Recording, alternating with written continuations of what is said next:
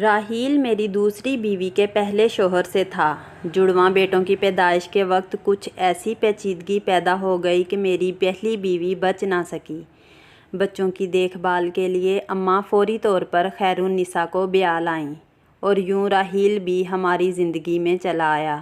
پہلے دن اماں نے اس کا تعارف کرواتے وقت کہا، بیٹا خیرالنساء بہت اچھی عورت ہے اور دکھی بھی ہے، تیرے گھر اور بچوں کو بہت پیار سے سنبھال لے گی، بس اپنے بچوں کی خاطر تجھے اس کے لڑکے کو بھی گھر میں برداشت کرنا ہوگا، اب وہ اس بد ذات کو بھلا کہاں چھوڑے۔ اماں کی اس بات نے میرے دل میں ایک گرہ لگا دی، دل کے ایک کونے میں کینہ پلنے لگا۔ راحیل بہت تمیزدار بچہ تھا۔ ایک چیز جو میں نے شدت سے نوٹ کی کہ میرے سرد رویے کے باوجود وہ مجھ سے بہت محبت کرتا اور میرے رویے سے اسے کوئی فرق نہیں پڑتا تھا۔ صبح جب ناشتے کے لیے کھانے کی میز پر آتا، راحیل انتہائی تمیز کے ساتھ السلام علیکم ابا جان کہتا اور بھاگ کر میرے آگے اخبار رکھتا۔ میرے دل میں لگی گرہ ڈھیلی ہوتی کہ ساتھ ہی آواز آتی، ارے بدذات، چل اپنی ماں سے کہہ جلدی ناشتہ لائے، میرے بچے کو دیر ہو رہی ہے۔ وعلیکم السلام کے ساتھ راحیل کے سر پر پیار دینے کے لیے اٹھتا ہاتھ وہیں میری اپاہج سوچ کے ساتھ لڑتا اور شکست کھا کر ڈھیر ہو جاتا۔ خیرالنساء نے میرے گھر اور بچوں کو اچھی طرح سے سنبھال لیا تھا۔ وہ بہت صابر عورت تھی، کبھی شکوہ زبان پر نہ لاتی۔ مجھے یاد ہے ایک دن راحیل اس سے پوچھ رہا تھا، امی جان بدذات کیا ہوتا ہے؟ میرا پورا جسم کان بن گیا۔ میری سماعتیں شدت سے خیرالنساء کے جواب کی منتظر تھیں۔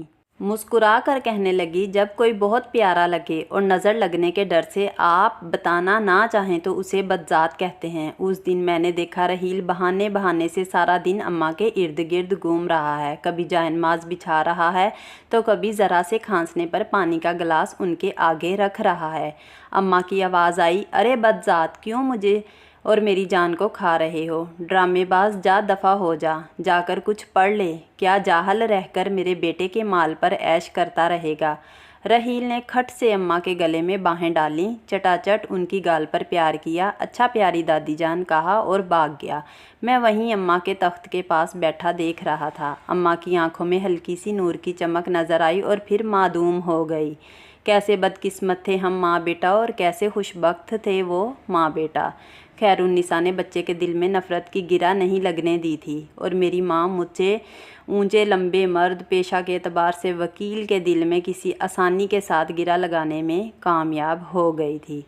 مجھے جوتے جمع کرنے کا بہت ہی زیادہ شوق تھا اور اچھے جوتے میری کمزوری تھی۔ میری وارڈروب میں ایک سے بڑھ کر ایک جوتا موجود تھا۔ راحیل بہت شوق سے میرے جوتے پالش کیا کرتا۔ کئی بار میں نے اسے بڑی دل جمعی سے جوتے چمکاتے دیکھا اور سچ بات تو یہ ہے کہ میرا دل خوش ہو جاتا۔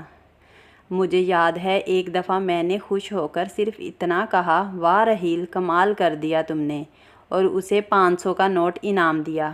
بھاگا بھاگا اماں کے کمرے میں گیا، دادی دادی دیکھیے، ابا نے مجھے انعام دیا ہے۔ گھر کے ملازمین سے لے کر گھر میں آنے والے ایک ایک مہمان کو بتاتا کہ ابا نے مجھے انعام دیا ہے۔ اماں نے ہوں بدذات، دفع ہو جا کہہ کر منہ پھیر لیا۔ کاش اماں اسے خیرالنساء کی خاطر ہی ایک بار گلے سے لگا لیتیں، جس نے ان کے پوتوں کو اپنے جگر کے ٹکڑے سے بڑھ کر پیار دیا تھا۔ اماں کی لگائی ہوئی نفرت کی دھیمی آنچ پر میری انا کا بت پکتا تھا۔ خیرالنساء کی میرے بچوں سے محبت بہت زیادہ تھی۔ میں نے کبھی اسے سینے سے نہیں لگایا تھا، ہاں، مگر میں نے اس پر خرچ کرنے یا اس کی ضروریات پوری کرنے میں کبھی کوئی کوتاہی نہ کی۔ خیرالنساء اتنے ہی میں مطمئن تھی۔ وقت گزرتا رہا، بچے بڑے ہو گئے۔ عمر اور علی میری جڑواں بیٹے اعلیٰ تعلیم کے لیے ملک سے باہر چلے گئے۔ راحیل نے میٹرک کے بعد تعلیم کو خیرآباد کہہ دیا۔ میرے بہت چاہنے کے باوجود وہ پڑھ نہیں سکا۔ سارے محلے کا لاڈلا صبح کا گھر سے نکلا شام کو گھر آتا، اکثر ہاتھ پر پٹی بندھی ہوتی، جانے کہاں سے چوٹ لگوا کر آتا تھا۔ خیرالنساء نے میرے دریافت کرنے پر کہا، فکر نہ کریں، مجھے بتا کر جاتا ہے، میری اس پر نظر ہے۔ وقت نے اماں کو ہم سے چھین لیا۔ آخری وقت نے رحیل نے اماں کی بہت خدمت کی، کئی بار اپنی گود میں اٹھا کر ہسپتال لے جاتا، راتوں ہسپتال جاگتا۔ رحیل نے ہسپتال کے بیڈ پر جا کر گزار دیں۔ جانے کس مٹی سے بنا تھا یہ رحیل، حالانکہ اب اس کو بدذات کا مطلب بھی سمجھ میں آنے لگا تھا۔ مرتے سمے اماں کے ہاتھ رحیل کے آگے جڑے ہوئے تھے، جنہیں چوم کر اس نے اپنے ہاتھوں سے اماں کی آنکھیں بند کیں اور میرے ساتھ انہیں لحد میں اتارا۔ میرے دونوں بیٹے چاہنے کے باوجود دادی کی آخری رسومات میں شریک نہ ہو پائے۔ اس دن اماں کی لگائی گرا ڈھیلی ہو گئی، بالکل ڈھیلی، بس ایک بار رحیل کو گلے سے لگانے کی دیر تھی کہ کھل جاتی، مگر انا کو شکست دینا کہاں میرے بس میں تھا۔ عمر اور علی نے پڑھائی مکمل ہونے کے بعد شادیاں کر لیں اور ادھر ہی کے ہو کر رہ گئے۔ سال میں ایک بار بس ملنے کے لیے آ جاتے۔ گھڑی پر سوئیوں کا رقص جاری تھا، اب کے ڈانس سٹیپ میں وقت کا پاؤں میری قسمت پر تھا۔ مجھے اپنی کارکردگی پر ایک بہت بڑا ایوارڈ ملنے والا تھا کہ مجھے فالج ہو گیا۔ چمکتے بوٹ پہننے والے پاؤں مفلوج ہو گئے۔ کیا عثمان شاہ ننگے اور ٹیڑھے پاؤں کے ساتھ ویل چیئر پر ایوارڈ وصول کرے گا؟ جس انا کے بت کو میں نہ توڑ پایا، اللہ نے اسے توڑ ڈالا تھا۔ نوکروں کی فوج کے باوجود رحیل میرے سارے کام اپنے ہاتھ سے کرتا۔ تقریب والے دن اس نے مجھے اپنے ہاتھوں سے بہترین لباس پہنا کر تیار کیا، جیسے کوئی باپ اپنے بچے کو اسکول کے پہلے دن کے لیے تیار کرتا ہے، اور پھر میں ایک انتہائی خوبصورت کالے چمڑے کے بوٹ میرے پاؤں میں پہنانے لگا، جو کہ اسپیشل میرے پاؤں کے لیے بنے تھے۔ مجھے جوتوں کی بہت پہچان تھی۔ جوتے کسی بہت مہنگی کمپنی پر آرڈر دے کر بنوائے گئے تھے۔ ایوارڈ کے لیے میری ویل چیئر کے چلانے کے لیے اسپیشل انتظام تھا، مگر رحیل میری خود ویل چیئر چلا کر اسٹیج پر لایا۔ ایوارڈ ملنے کے بعد میرے گال پر بوسہ دیا اور کہنے لگا، آئی ایم پراؤڈ آف یو بابا۔ میں کہنا چاہتا تھا، میں بہت بار رحیل سے کہنا چاہتا تھا، I am proud of you my son, مگر کبھی نہ کہہ سکا۔ وہ ایک بار پھر جیت گیا۔ یہ مائیں بڑی ظالم ہوتی ہیں، ان کی لگائی گیریں بہت سخت ہوتی ہیں، وقت کے ساتھ ڈھیلی تو پڑ جاتی ہیں مگر کھل نہیں پاتی۔ میرے کان میں اماں کی آواز آئی، بدذات، آج شاید میری انا کا امتحان تھا۔ ایوارڈ کی تقریب کے بعد رحیل مجھے جوتوں کی ایک فیکٹری میں لے گیا۔ اندر داخل ہوتے ہی میں نے دیکھا ہر کوئی رحیل کو سلام صاحب کہہ رہا ہے، اور پھر رحیل مجھے ایک دفتر میں لے گیا جہاں ایک بہت خوبصورت بزرگ بیٹھے تھے۔ رحیل کو دیکھتے ہی اٹھ کر آئے، اس کے سر پر ہاتھ پھیرا اور کہنے لگے، مبارک ہو عثمان شاہ صاحب، اللہ کو کوئی تو آپ کی بات پسند آئی ہوگی جو اس نے آپ کو رحیل جیسا بیٹا دیا۔ یہ آپ کے بیٹے کی فیکٹری ہے، آپ کا بیٹا دنیا کا سب سے مشہور شو میکر ہے۔ مجھے یاد ہے ایک دفعہ میری پسند کے بہت مہنگے جوتے خراب ہو گئے تھے۔ جوتے اٹلی کے تھے اور واپس کمپنی میں بھیجنے میں بہت وقت لگتا۔ رحیل نے بڑے ماہر موچی بابا جی کو ڈھونڈ کر ان سے میرے جوتے مرمت کروائے۔ یہ وہی جوتے تھے جن پر خوش ہو کر میں نے اسے 500 کا نوٹ انعام میں دیا تھا۔ بابا جی کی مہارت دیکھتے ہوئے میرے شوق کی خاطر رحیل نے ان سے جوتے بنانے کا فن سیکھا، اور اب رحیل کے بنائے جوتے پوری دنیا میں مشہور تھے۔ یورپ سے عمرہ رحیل کو اپنے جوتے بنوانے کے لیے بلاتے، مگر وہ مجھے اور اپنی ماں کو چھوڑ کر کبھی نہیں گیا۔ بابا جی نے ساری کہانی سنائی۔